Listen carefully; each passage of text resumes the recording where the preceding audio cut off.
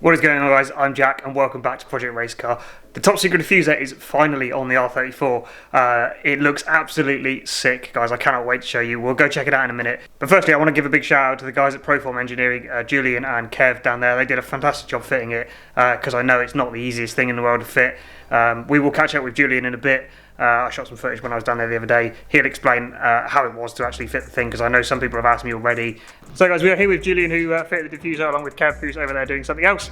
Do you want to just explain how much of a ball that was to fit?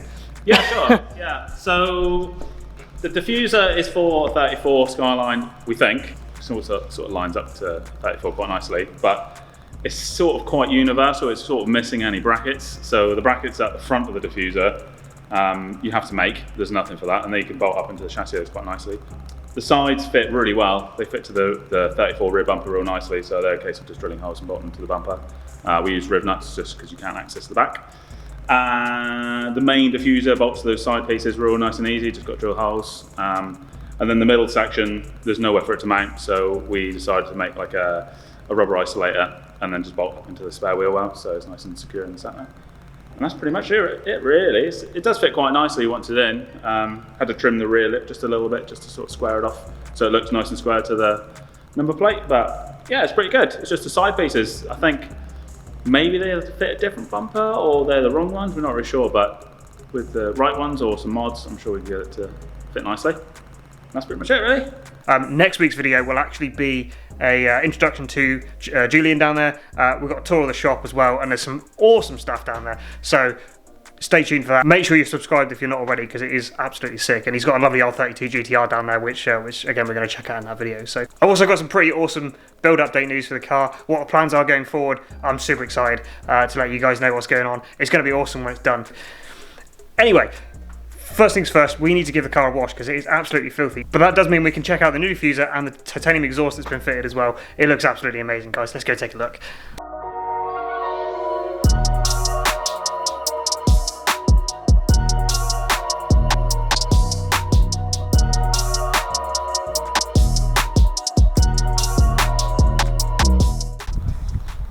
How sick does this look, guys? The camera's not picking it up brilliantly, but hopefully you've seen the previous footage how awesome it actually looks. So it is carbon fibre, guys, if you weren't aware. Let's take a closer look because it looks much better up close. So there you go, you can see the weave's actually quite nice and it looks sick with the titanium exhaust, don't you think? Guys, that blue burn is so cool. It's not bad quality. The only thing that's missing is the side extensions. We haven't been able to get the side extensions on just here. We're not 100% sure how they mount, so we're just going to revisit that at some point. I've got them in the boot actually. But look at the state of this paintwork, guys.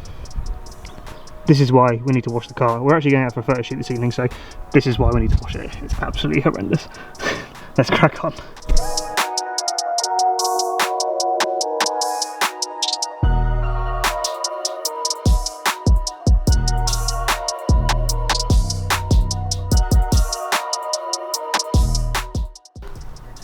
The Fuso is just about still doing its thing, so we're going to get that reapplied next week, so it'll be much cleaner.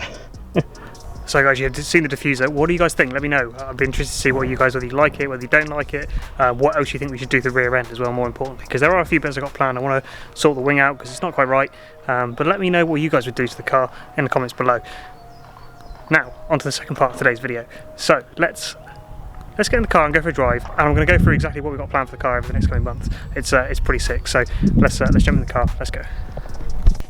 So before we get going, guys, and have a chat about what the plans are for the car, I'm sure you guys are dying to hear what the new exhaust sounds like. It sounds so good, guys. It is the perfect sound for this car. I'm probably going to do another video in the next couple of weeks on just how good this sounds and focus on actually how good the exhaust is, because it is worthy of its own video. It is fantastic, guys, but take a listen to this. Let's start her up.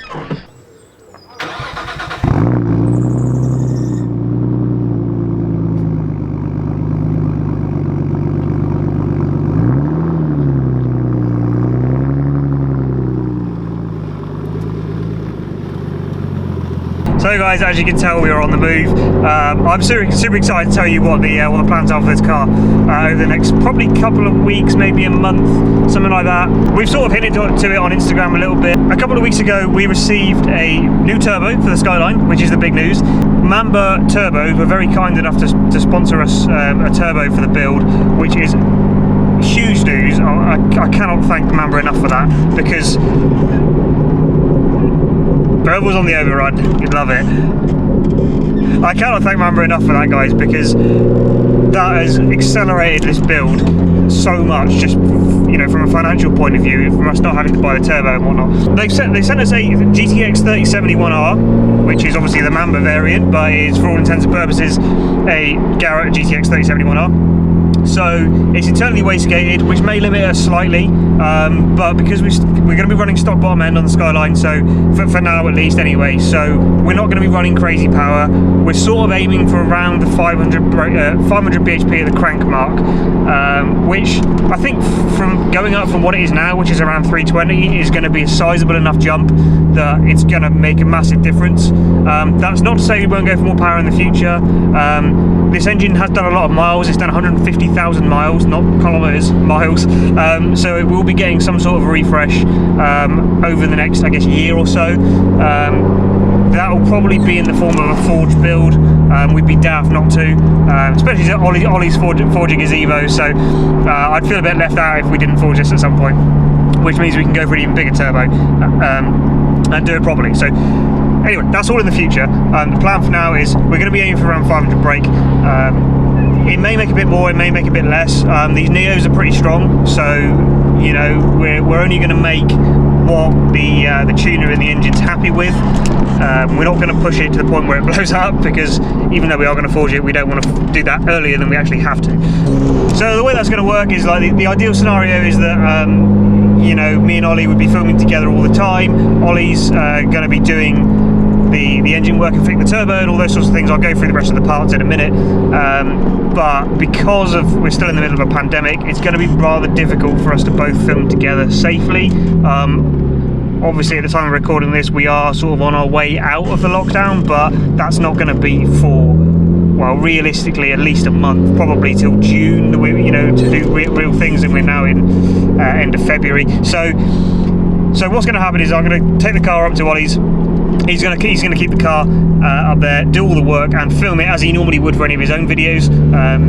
That's still going to be the same. Obviously the only difference is he's going to be working on my car, which is cool. The only downside is that we can't film it together, unfortunately. However, we're still going to try and pump out quality videos for you guys, and I know you guys are going to want to see the engine build and whatnot. So onto the other parts that we've got. So we've at home at the moment, I've got some ARP head studs, because we need those. Even though the Neos are pretty strong, they do need head studs to stop the head lifting up.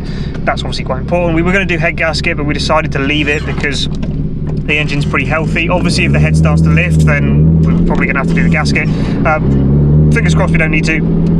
Keep it all sealed, keep it as it is, do the head studs one at a time, and so on. That's the plan anyway. We've also got various bits of fueling. We've got a Walbro 450 fuel pump, but we also picked up a set of R35 GTR injectors, which are a great upgrade for the RB25 Neos. For those not aware, they are a direct fit onto the factory fuel rail, which is pretty awesome. I believe it's the only Skyline engine where they fit, so the RB26s they don't fit, which is a bit weird, but they obviously use different type of fuel rail. I believe it's side feed. So that's a pretty efficient upgrade. I only paid £100 for a set of 6 used injectors, which is a bit of a bargain when you consider a set of, you know, ID 1000s or ID 1050s are like 650 quid, brand new. So we may need to up the injectors at some point, depending on what sort of power we want to make. You know, if the engine's able to do sort of like 550, then obviously we're going to struggle, or we just won't be able to on these injectors, but that's not necessarily a problem. We'll see where we get to on these injectors, and if we need to go bigger, we'll go bigger. So I'm just waiting for some more parts to arrive. I've got a few more bits left to order. On top of what I just mentioned, I've actually ordered a Link ECU this week, so we are are going to be going with a Link ECU, which is going to help with tuner massively. Should hopefully help squeeze a few more horsepowers out of the engine as well when we map it. The decision really to go with Link was primarily because that's what the tuner likes. They do everything. Obviously we're going to be sending it to Engine Tuner down in Plymouth, if you guys weren't aware. I'll put their links in the description, but they do pretty much everything. They're really big on Scoobies, but they do pretty much any performance car. They'll do old Mustangs or you know, JDM cars or whatever, so they're very well versed down there. But Martin likes mapping on Link. We could have gone with a Nistune, who I believe are an Australian company. They make boards specifically for Skylines. However, I wanted multiple maps. Multiple maps was a big thing for me because I want the car to be sort of ASBO when I want it, but a sort of gentle GT cruiser when that fits as well. So multiple maps is really the only way we can do that. So yeah, that's coming soon.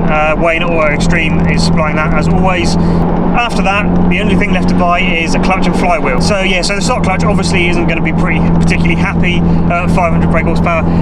So yeah, so we're going to be going with I toyed with the idea of going with a twin plate, but I think for the power levels that we need, I think a strong single plate is going to be fine. Just make it that bit more drivable, you know, because I don't want to put a massively excessive clutch in if I don't need to.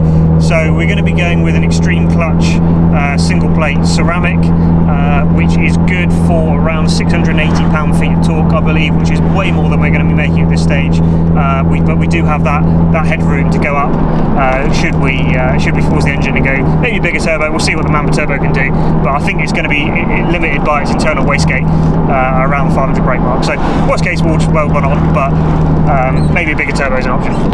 Oh, there's a bit of open road. You know what that means.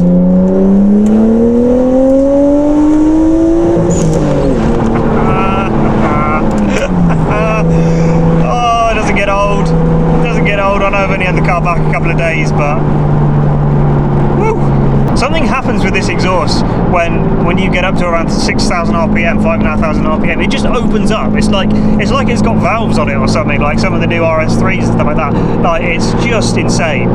It just gets to 6,000 RPM and goes up a whole octave in sound. Oh, we're going to overtake this dude as well.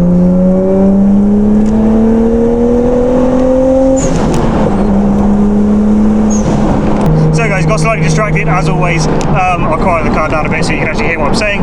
Maybe shut the window. Yeah, so that's the plan with the build. I'm hoping that the car's going to be sort of ready by April time, fingers crossed, so a couple of months, unless we run into any hurdles during the build process. There's a few unknowns with bolting on this GCX 3071R. It should be an almost direct bolt on, but there's some modifications that we're going to need to do, I think. So that might take a bit longer than planned, but yeah, ECU's coming soon. Clutch will be probably coming within a month or so, and then yeah, so we'll document the whole process. As I said, Ollie's going to be doing the work on that. Fingers crossed we're able to film down at Engine Tuner on the mapping day, because it would be sick if we could do that. It's going to be a good one. Yeah, apologies, this has been another bit of a talky video, guys, but I just wanted to update you on what was happening with the build and what the plans were, because I know I teased a bit of it on Instagram. So we're mega excited to see what this car can do, what this Neo engine can do, and what Martin down at Engine Tuner can get out of it as well with this turbo. If you've got any more technical questions or any questions about the build at all, make sure you leave them in the comments below. I'm going to wrap up the video there, guys. Thank you very much for watching. Stay tuned for more. Hit that subscribe button if you are new. Hit the like button if you enjoyed this video. As always, thank you very much for watching. See you soon.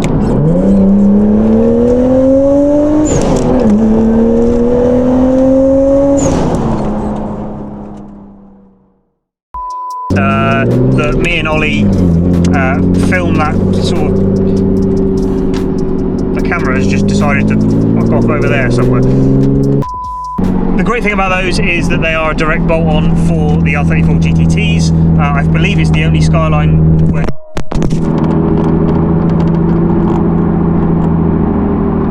What the fuck?